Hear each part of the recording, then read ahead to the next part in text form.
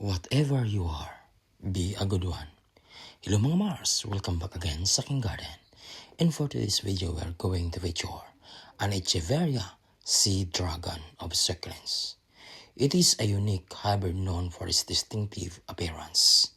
Features gray-eyed purple leaves with large pink bumps, caruncles near the tips and a wavy rose-colored margins.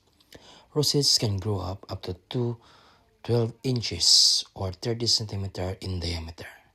It is a slow-growing plant that does not require frequent fertilization.